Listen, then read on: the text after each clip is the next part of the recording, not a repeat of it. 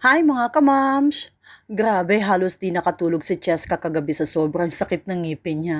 Kaya naman po, first thing in the morning, ayun, dumiretso na kami dito sa dental clinic sa baba ng apartment namin. Pagka-check ng doktor, ayun, nakita, malaki na pala yung butas ng ngipin niya at meron na pong lumabas na parang laman sa gitna.